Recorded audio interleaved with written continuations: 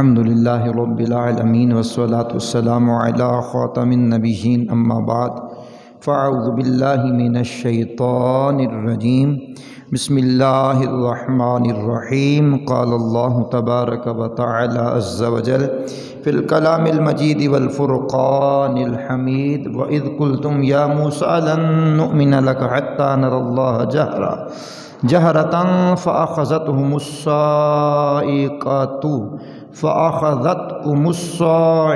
وَأَنْتُمْ تَنظُرُونَ ثُمَّ بَعَثْنَاكُم مِّن بَعْدِ مَوْتِكُمْ لَعَلَّكُمْ تَشْكُرُونَ قال اللہ تبارک و تعالی عز وجل فی شان حبیبہ الکریم الامین ان اللہ وملائکتہ یصلون علی النبی یا ایہا الذین آمنوا صلوا علیہ وسلموا تسلیما اللہم صل علی سیدنا و مولانا محمد معدن الجود والکرم وآلہ وبارک وسلم صلاۃ و سلام علیک یا سیدی یا رسول اللہ علیہ صلاۃ والسلام۔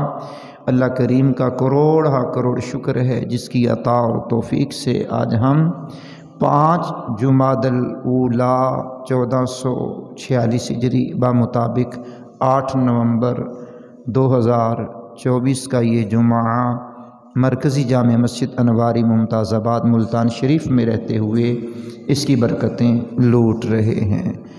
میں نے تلاوت کی ہیں سورۃ البقرہ کی 2 آیات بینات، انشاءاللہ الکریم ان کا معنی مطلب خلاصہ آپ کی بارگاہ میں پیش کروں گا اور پیچھے گزرنے والی آیات کا تھوڑا سا مفہوم آپ کی بارگاہ میں رکھوں گا۔ اب ان آیات بینات کا پہلے ترجمہ سماعت فرما لیں۔ مالک کائنات نے ارشاد فرمایا بنی اسرائیل کو، اور یاد کرو جب تم نے کہا اے موسیٰ ہم ہرگز تمہارا یقین نہ کریں گے جب تک اعلانیہ خدا کو نہ دیکھ لیں، تو تمہارے دیکھتے ہی دیکھتے تمہیں کڑک نے آ لیا، پکڑ لیا، یعنی بجلی گری اور تم موت کے گھاٹ اتر گئے۔ پھر تمہاری موت کے بعد ہم نے تمہیں زندہ کیا کہ تم شکر ادا کرو۔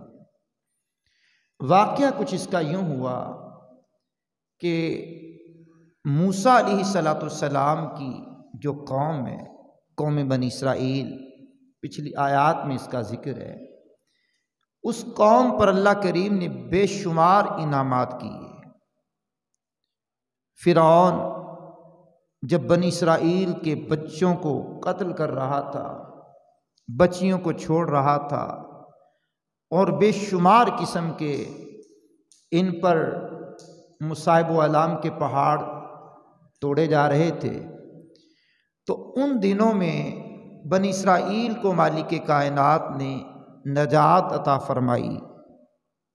موسیٰ علیہ السلام اپنی قوم کو لے کر کے جب فرعون کے ظلم و ستم سے دور جانے لگے، سامنے دریا اور موسیٰ علیہ السلام نے کہا اللہ کا نام لے کر دریا میں کود پڑو، تو اللہ کریم نے 12 رستے دریا میں بنا دیے، اور وہ 12 رستے بنی اسرائیل ان راستوں سے گزر کر کے دریا پار کرنے لگے، اور وہ جو پانی تھا اس نے دیواروں کی صورت اختیار کر لی، ادھر ادھر بھی دیکھتے رہے، باتیں بھی کرتے رہے۔ تو فرعون اور اس کے افواج جب اس دریا میں داخل ہوئے تو مالک نے دریا کا پانی ہموار کر دیا، قوم تباہ ہو گئی، تو ان سے نجات دی۔ پھر بنی اسرائیل کی ہدایت کے لیے موسیٰ علیہ السلام اللہ کے حضور حاضر ہوئے، 40 دن اور 40 راتیں کوہ طور پر معتکف ہوئے، اور اس دوران مالک کائنات نے انہیں توریت شریف عطا کی۔ تو توریت شریف کو لے کر کے جب قوم کی طرف پلٹے تو قوم اس وقت میں ایک بچھڑے کی پوجا کر رہی تھی، قوم ایک بچھڑے کی پوجا پاٹ کرنے میں مصروف ہو گئی۔ اب وہ بچھڑا کس نے بنایا، کس انداز میں بنایا، کیسے بنایا؟ اس کی تھوڑی سی ڈیٹیل آپ کے سامنے عرض کرنے کی کوشش کرتا ہوں۔ وہ بچڑا بنانے والے کا نام تھا موسیٰ سامری، عرف عام میں اسے سامری کہتے ہیں۔ موسیٰ اس کا نام تھا، سامری اس کو کہتے تھے۔ اس کی جو ماں تھی بد چلن، بد کردار اور زمانے کی چھٹی ہوئی، اس نے بدکاری کی، جس کے پیدائش میں یہ پیٹ میں آیا، اس کی ولادت ہوئی۔ قوم سے ڈر کے مارے اس نے اس سامری کو پہاڑوں میں ڈال دیا۔ جب پہاڑوں میں ڈالا تو جبریل کو حکم ہوا اس بچے کی پرورش کرو۔ جبریل نے اسے دودھ پلا پلا کر کے اپنی انگشت سے یا کہیں سے دودھ پلا پلا کر کے اس بچے کو پروان چڑھایا۔ جب فرعون بچوں کے قتل پر تلا ہوا تھا، انہی دنوں موسیٰ علیہ السلام ماں کے رحم میں آئے، ان کی ولادت ہوئی، پھر فرعون کے گھر میں موسیٰ علیہ السلام نے پرورش پائی۔ اچھا، اب ادھر یہ سامری، اس کو جبریل پرورش کر رہا ہے، اور موسیٰ علیہ السلام فرعون کے گھر پر پرورش پا رہے ہیں۔ قدرت کا کرشمہ، کافر کے گھر میں پرورش پانے والے موسیٰ علیہ السلام اللہ کے نبی، اللہ کی قدرت ہے۔ اور جبریل نے جس کی پرورش کی وہ کافر، گمراہ اور گمراہ کرنے والا۔ خیر، موسیٰ علیہ السلام جب کوہ طور پر 40 دن اور 40 راتیں گزارنے کے لیے گئے، پیچھے سے یہ جو گمراہ آدمی تھا سامری، اس نے لوگوں سے زیورات لے کر کے، سونا چاندی، اس کو پگھلا کر ایک بچڑا بنایا، اور اس بچڑا بنانے کے بعد اس کے پاس تھی جبریل کے قدموں سے لگی ہوئی مٹی۔ اس نے وہ مٹی بچڑے کے منہ میں ڈالی تو وہ بولنے لگا۔ اب جب بولنے لگا تو اس نے قوم کو گمراہ کرنا چاہا۔ موسیٰ علیہ السلام جس رب کو ملنے گئے ہیں وہ رب یہ ہے، تم اس کی عبادت کرو، تم اس کی عبادت کرو۔ قوم اس بچڑے کی پوجا کرنے لگ گئی۔ جب قوم اس بچڑے کی پوجا کرنے لگ گئی تو موسیٰ علیہ السلام پلٹ کر کے جب قوم کے پاس آئے تو قوم کو گمراہ پایا، قوم کو بددین پایا، اکثریت کے ساتھ بچڑے کی پوجا کرنے والی ہو گئی۔ آپ نے پھر کیا کیا؟ اس بچڑے کو توڑا، تہس نہس کر کے دریا میں بہایا۔ اس کے بعد قوم کی طرف متوجہ ہوئے اور قوم کو نصیحت کی۔ اپنے بھائی ہارون علیہ السلام کی داڑھی کو پکڑا، بالوں کو پکڑا اور ان کو جھنجھوڑ کر کے کہا، او میری قوم کا تم نے کیا حال کیا؟ انہوں نے کہا، جی معافی عطا فرما دیں، قوم نے مجھے کمزور سمجھا اور میرے پر اعتماد نہ کرتے ہوئے بچڑے کی طرف لگ گئی اور مجھے پس پش ڈال دیا۔ میری ماں جائے میرے حال پہ رحم کرے۔ یہ قرآن کا تذکرہ اسی سورہ بقرہ کی آیت نمبر آپ یہ پیچھے دیکھیں گے 55-56 میں نے پڑھی ہے، اس کے پیچھے یہ سارا واقعہ چل رہا ہے۔ تو پھر موسیٰ علیہ السلام نے عفو درگزر سے کام لیا۔ اب قوم کو سمجھایا تو قوم مان گئی۔ فرمایا تمہاری توبہ قبول ہونے کی شرط میرے رب نے یہ مقرر کی ہے کہ جنہوں نے بچڑے کی پوجا کی ہے ان کی توبہ تب منظور ہوگی جو جنہوں نے پوجا نہیں کی وہ اپنے ہاتھوں سے پوجا کرنے والوں کو قتل کرے۔ اب قوم اس پر راضی کر لی موسیٰ علیہ السلام نے۔ قوم مرنے کے لیے تیار ہو گئی کہ دنیا میں جو سزا ملتی ہے یہ لے لیں اور آخرت کی سزا سے بچ جائیں۔ اب جنہوں نے بچڑے کی پوجا نہیں کی اور جنہوں نے کی ہے یہ دونوں آمنے سامنے۔ جنہوں نے پوجا کی تھی ان کو قتل کرنا ہے، جنہوں نے پوجا نہیں کی تھی انہوں نے قتل کرنا ہے۔ جنہوں نے کی تھی انہوں نے قتل ہونا ہے۔ تو اس طرح صبح سے لے کر شام تک 70,000 افراد قتل کیے گئے، اور جب قتل ہوئے 70,000 افراد، تو اب موسیٰ علیہ السلام کے رب نے کہا اب میں نے ان کی توبہ کو کر لیا قبول، یہ قتل کرنے والے بھی اور قتل ہونے والے بھی دونوں جنتی، سبحان اللہ۔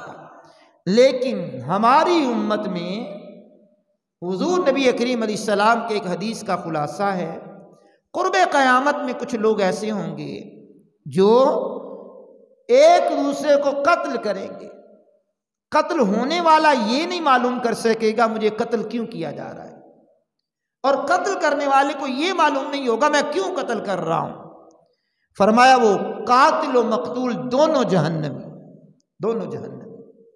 لیکن یہاں قتل ہونے والے بھی اور قتل کرنے والے بھی دونوں جنتی، اور جنہوں نے بچڑے کی پوجا نہیں کی تھی ان میں سے 70 افراد کو سلیکٹ کیا موسیٰ علیہ السلام نے، اور ان کو لے کر کے کوہ طور پر گئے، اور مالک کائنات کے حضور کہا کہ اب یہاں تم مزید توبہ کرو اللہ کی بارگاہ میں، اور اس مالک کائنات کو راضی کرو۔ انہوں نے کہا موسیٰ ہم ہرگز آپ کا یقین نہیں کرتے جب تک رب کو اپنی آنکھوں سے نہ دیکھ لیں۔ اب یہ ان کا مطالبہ تھا، قرآن نے بتایا، قرآن کریم کے لفظ ہیں وَإِذْ قُلْتُمْ مُوسَىٰ وَإِذْ قُلْتُمْ يَا مُوسَىٰ لَن نُؤْمِنَ لَكَ حَتَّىٰ نَرَى اللَّهَ جَهْرًا، کہا اور یاد کرو جب تم نے کہا ہے موسیٰ ہم ہرگز تمہارا یقین نہ کریں گے۔ کب تک یقین نہ کریں گے؟ جب تک اللہ کو اپنی آنکھوں سے نہ دیکھ لیں۔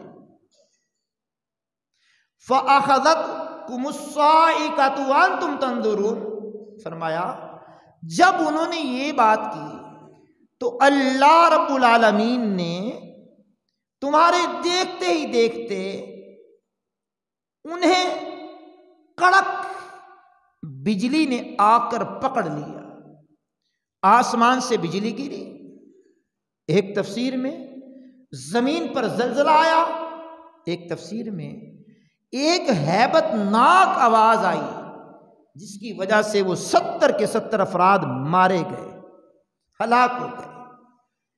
اب ان کا مطالبہ کیا تھا کہ ہم نے اپنی آنکھوں سے اللہ کو دیکھنا ہے، اور دوسری بات ہم تمہارا یقین نہیں کرتے، پیغمبر پر اعتماد نہ کیا، پیغمبر پر یقین نہ کیا، پیغمبر کی ذات پر اعتماد نہ کرنے کی وجہ سے تباہ ہوئے، وہ 70 افراد مارے گئے۔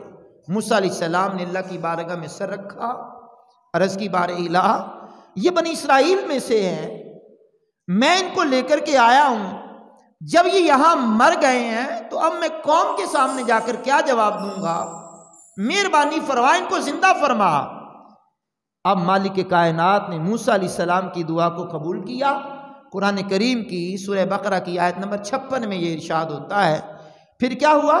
ثُمَّ بَعَثْنَاكُم مِّن بَعْدِ مَوْتِكُمْ لَعَلَّكُمْ تَشْكُرُونَ، فرمایا پھر تمہاری موت کے بعد ہم نے تمہیں زندہ کیا تاکہ تم شکر ادا کرو۔ اب وہ 70 کے 70 افراد پھر زندہ کر دیے گئے، 70 کے 70 افراد پھر زندہ کر دیے گئے، تو موسیٰ علیہ السلام اپنی قوم میں لے کر کے ان کو واپس آئے۔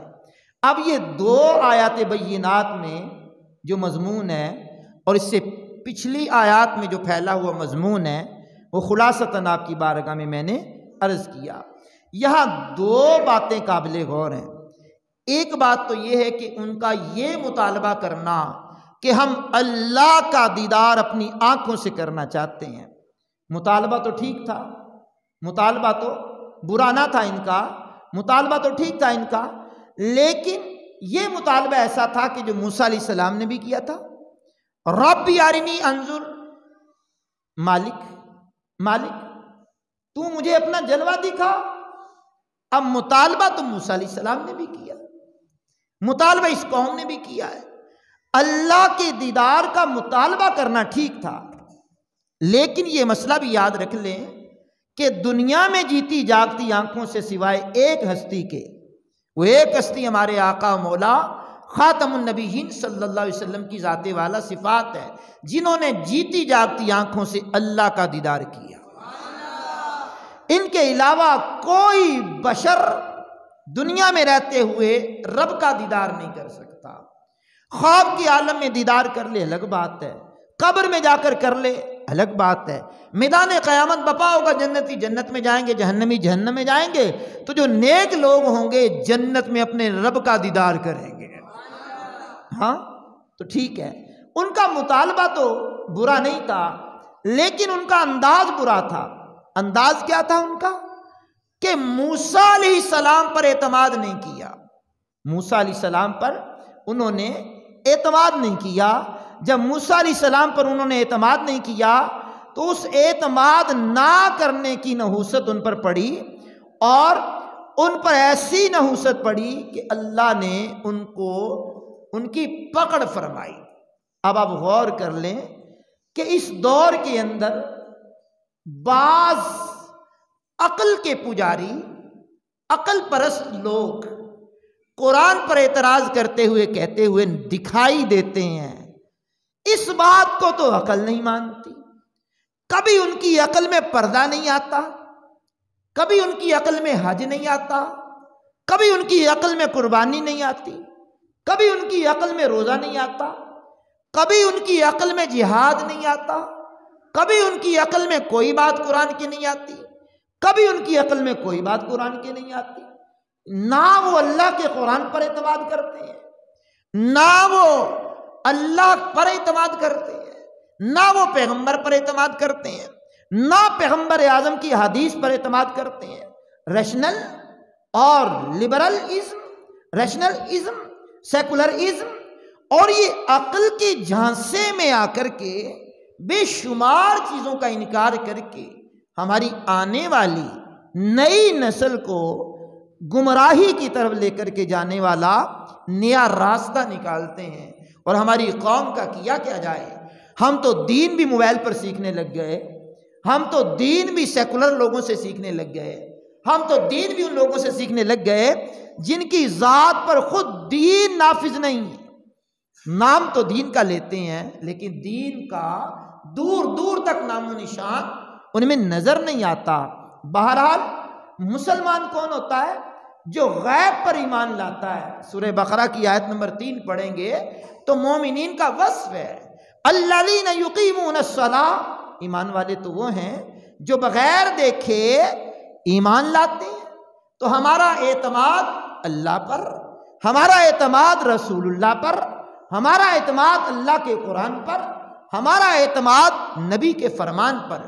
شارح مشکات اور قرآن کی تفسیر بیان کرنے والے عظیم مفسر حکیم الامت مفتی احمد یار خان صاحب نعیمی رحمۃ اللہ تعالی علیہ اسی آیت کریمہ الذین یقیمون الصلاۃ کے تفسیر میں فرماتے ہیں کہ ہم اللہ اور اس کے رسول پر اعتماد اتنا کرتے ہیں، اتنا اعتماد ہم اپنی آنکھ پر نہیں کرتے، ہم اپنے کان پر اتنا اعتماد نہیں کرتے، ہم اپنی عقل پر اتنا اعتماد نہیں کرتے جتنا اعتماد اللہ اور اس کے رسول کے فرمان پر کرتے ہیں۔ پھر یہی تفسیر بیان کرتے ہوئے آگے بیان کرتے ہیں، فرمایا کہ اگر دن چڑھ رہا ہو، دن کا سورج آب و تاب کے ساتھ چمک رہا ہو، اور ہمارے نبی فرمائیں کہ یہ رات ہے، ہمارے نبی فرمائیں کہ یہ رات ہے، تو فرمایا ہم اپنی آنکھ کا قصور نکالیں گے، ہم اپنی آنکھ کا قصور نکالیں گے کہ ہماری آنکھ غلط دیکھ رہی ہے، پیغمبر فرما رہے ہیں یہ دن نہیں رات ہے، تو یقیناً یہ دن نہیں یہ رات ہی ہے۔ اللہ اکبر۔ فرمایا ہمارا ایمان رسول اللہ پر اتنا پختہ ہے، اتنا سچا ہمارا ایمان اللہ کے رسول کی ذات والا صفات پر ہے کہ ہم اپنی آنکھ کا قصور نکال دیتے ہیں، لیکن رسول اللہ علیہ السلام نے جو فرمایا وہ حقیقت ہے۔ اب اس ضمن میں چند حدیثیں آپ کو میں سنانا چاہتا ہوں۔ دارمی شریف کی حدیث نمبر 45 ہے۔ نبی کریم صلی اللہ تعالیٰ علیہ وسلم کے ایک صحابی ہیں ابو عبید ایک ہے ابو عبیدہ بن جراح، یہ اور ہیں، یہ ہے ابو عبید۔ ایک مرتبہ انہوں نے سرکار دو عالم علیہ السلام کی دعوت کی، حضور آپ میرے گھر پر تشریف لائیں، دارمی شریف کی حدیث نمبر 45۔ دعوت کی، حضور آپ میرے گھر تشریف لائیں، مقررہ وقت پر حضور تشریف لے گئے۔ انہوں نے اپنی گھر میں بکری ذبح کی اور کھانا بنایا۔ کھانا جب رسول اللہ کی بارگاہ میں پیش کیا گیا تو جان کائنات علیہ السلام کو دستی کا گوشت بڑا پسند تھا۔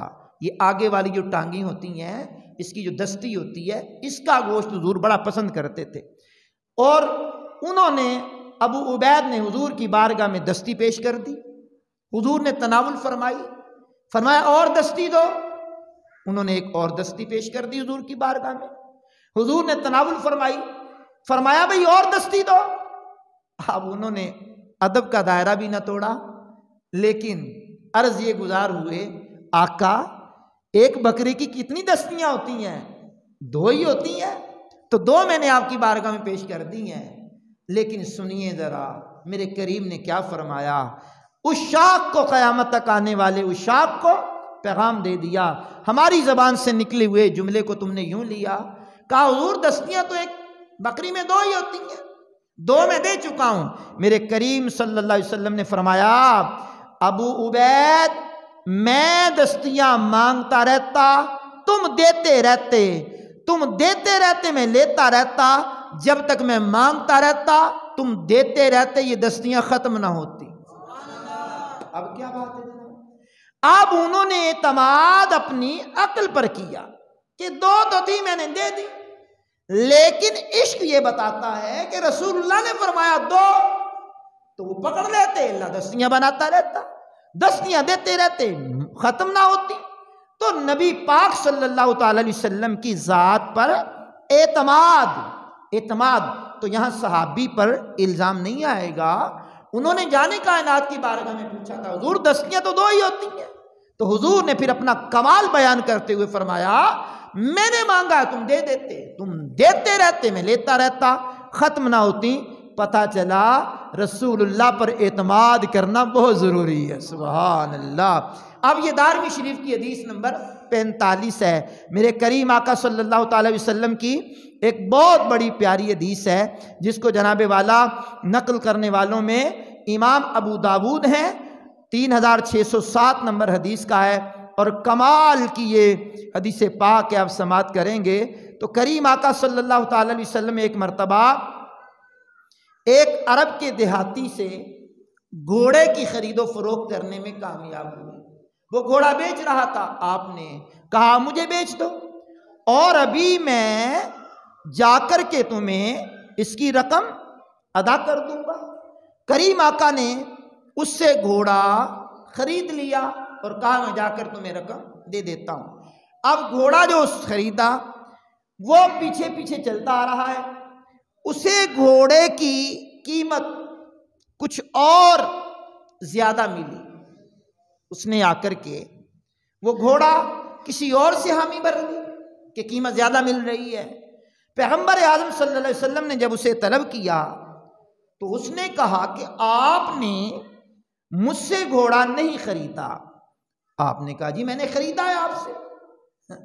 اب یہ بحث تکرار عروج پکڑ گئی۔ جو صحابی آتے وہ کہتا جی آپ گواہی دیں، کوئی آپ کا گواہ ہے تو گواہی لائیں کہ میں نے آپ کو گھوڑا بیچا ہے۔ کریم آقا فرماتے گواہ تو کوئی نہیں ہے، لیکن میں نے تم سے گھوڑا خریدا ہے۔ وہ کہتا جی اگر خریدا ہے تو گواہ لائیں۔ اب جو بھی صحابی آتے وہ کہتے یار تم نبی پاک سے کیا کر رہا ہے؟ کہا تم گواہی دیتے ہو کہ حضور نے گھوڑا خریدا ہے؟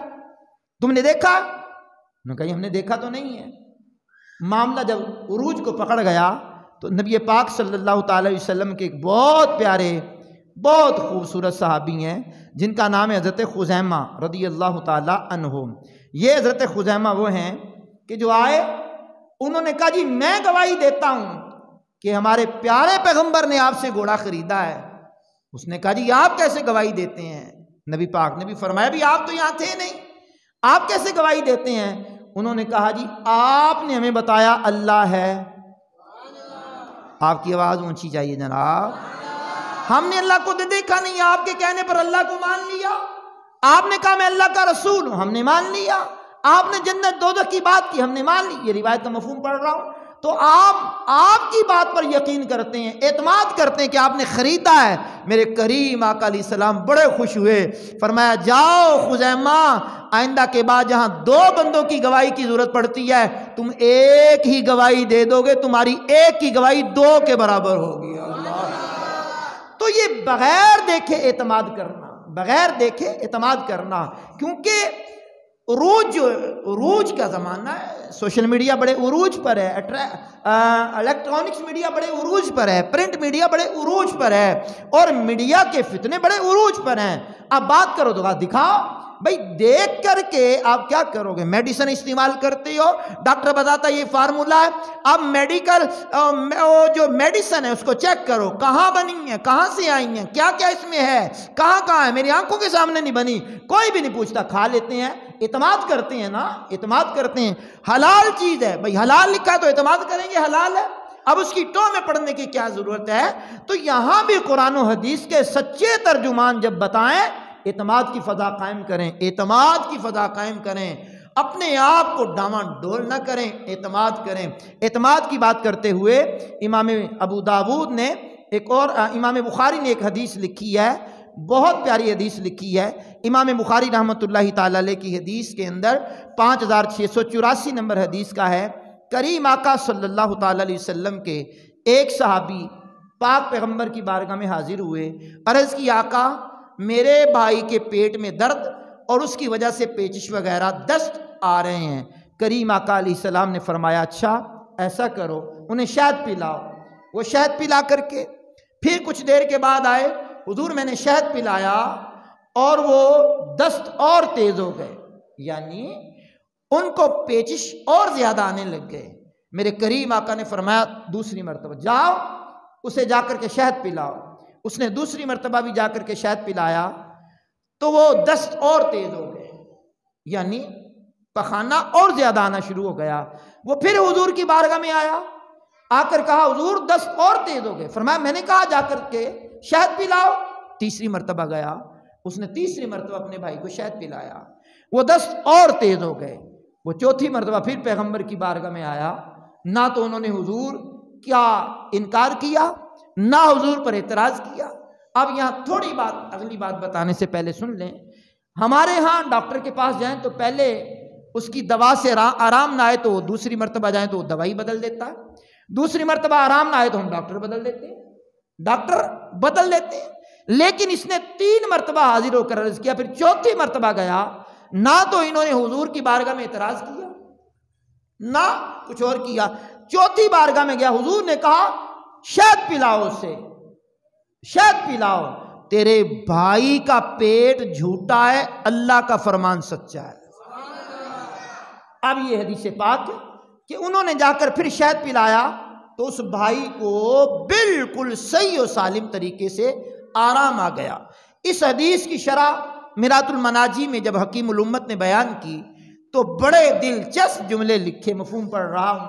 فرمایا دیکھو اس صحابی کا اعتماد، دیکھو اس صحابی کا کمال، دیکھو کہ وہ بار بار شفا کے لیے حضور کی بارگاہ میں حاضر ہو رہے ہیں، جانتے ہیں کہ شفا یہیں سے ملے گی، سبحان اللہ۔ اور حضور نبی کریم کا یہ فرمانا کہ تیرے بھائی کا پیٹ جھوٹا ہے، شاید میں شفا ہے، اور اللہ کا فرمان سچ ہے، یا تو الہامی طور پر پیغمبر اعظم علیہ السلام کو معلوم ہو گیا کہ اس کی شفا شہد میں رکھی گئی ہے، ویسے بھی قرآن اعلان کرتا ہے شفاء للناس کہ شہد میں لوگوں کے لیے شفا ہے، یہ تو ہے ہی ہے، یا الہامی طور پر بھی بتا دیا کہ اس بیماری کا علاج شہد میں ہے۔ اور حکیم الامت نے لکھا اس کے پیٹ میں لیس دار جو مادہ تھا، پہلے 3 مرتبہ پلانے سے شاید وہ سارے کا سارا باہر نکلا، چوتھی مرتبہ پلانے سے اس کا پیٹ صاف ہو گیا، اس کو شفا مل گئی۔ پھر مزید لکھا ہے کہ بات یہ ہے ہر بندے کو اپنی عقل سے علاج نہیں کرنا چاہیے، اگر کوئی بیماری اس کا تشخیص کرنے والا کوئی دوا تجویز کر دے تو وہ اس کے لیے ہے، اگر کسی کو اور کو وہی بیماری ہو تو پھر وہ ڈاکٹر حکیم سے رابطہ کرے۔ طبیعتوں میں فرق ہوتا ہے، طبیعتوں میں تبدیلی ہوتی ہے، ایک کو وہی چیز فائدہ مند ہوتی ہے، ایک کو وہی چیز نقصان دہ ہوتی ہے تو اپنی عقل کے گھوڑے نہیں دوڑانے چاہیے، اللہ اور اس کے رسول پر اعتماد یہ کرنے میں عافیت ہی عافیت ہے۔ بہرحال سنیے گا آخری بات اس عنوان سے کر کے پھر انشاءاللہ ہم سنت پڑھنے کی طرف چلے جائیں گے۔ فتاوی رضویہ کی 28ویں جلد کے صفحہ نمبر 438 پر سید اعلیٰ حضرت رحمۃ اللہ تعالی علیہ نے ایک انسانوں کے طبقے کی بات کی ہے، اہل فطرت۔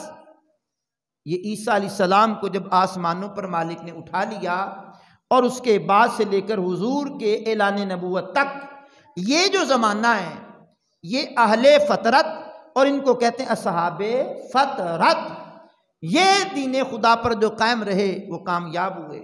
انہی اصحاب فطرت کو قیامت کے دن اللہ کی بارگاہ میں حاضر کیا جائے گا۔ اللہ کریم ان سے ارشاد فرمائے گا، اہل فطرت کو اللہ فرمائے گا چلو تم سارے جہنم میں جاؤ۔ ان میں سے دو گروہ جائیں گے، ایک گروہ وہ جو بھاگ کر کے جہنم کی طرف جائے گا، دوسرا اڑ جائے گا، وہ کہے گا مالک تیرا پیغمبر کوئی ہمارے پاس آیا نہیں، اس نے حق کا پیغام ہمیں سنایا نہیں، تو ہمیں جہنم کی سزا کس پاداش میں مل رہی ہے؟ مالک جو جہنم کی طرف جا رہے تھے ان کو بھی بلا لے گا اور ان کو بھی۔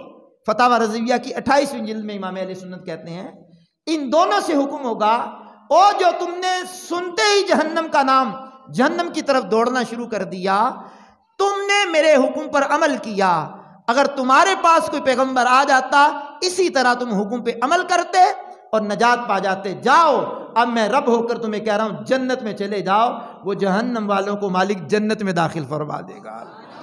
اور جو اڑ گئے کہ ہمارے پاس تو کوئی پیغمبر آیا نہیں، کوئی رسول آیا نہیں، ہمیں جہنم کا کس لیے اعلان سنایا جا رہا ہے؟ فرمایا تمہارے پاس کوئی آ بھی جاتا تو تم اس کی بات نہ مانتے، جب تک تم نے یہاں میری بات کو نہیں مانا اس کی بات کو بھی نہ مانتے، اس لیے تم جہنم میں چلے جاؤ۔ اپنے پیغمبر پر اعتماد، اللہ کے قرآن پر اعتماد، صحابہ پر اعتماد، اہل بیت پر اعتماد، یہ از حد ضروری ہے۔ اس بڑھنے والے فتنے کے دور میں پیغمبروں پر اعتماد اٹھایا جانے لگا، پیغمبروں پر نازل شدہ کتابوں پر اعتماد ختم کیا جانے لگا، اپنے اسلاف سے اعتماد اٹھائے جانے کی باتیں کرنے لگی، ہر بندہ تکڑی لے کر کے پیمانہ بنا کر تولنے لگا۔ ہر بندے کو کیا پتا کہ سچائی کیا ہے، اچھائی کیا ہے؟ اسے تو اللہ کے قرآن پر اعتماد کرنا ہے، پیغمبر کے فرمان پہ اعتماد کرنا ہے، حدیث پر اعتماد کرنا ہے، قرآن پر اعتماد کرنا، اور قرآن و حدیث کے جو صحیح ترجمان ہیں علماء اہل سنت، اور قرآن و حدیث کی جو صحیح ترجمانی کرتے ہیں ان پر اعتماد کر کے اپنی آنکھیں بند کریں، اپنے عقیدے کو بچائیں، اپنے اسلام کو بچائیں، اپنے نظریے کو بچائیں، اور اپنی آخرت کی طرف توجہ کرتے ہوئے قرآن و سنت کے مطابق زندگی بسر کریں۔ عرشوں کا مالک مجھے آپ کو عمل کی توفیق سے مالا مال کرے۔ وآخر دعوانا ان الحمد للہ رب العالمین۔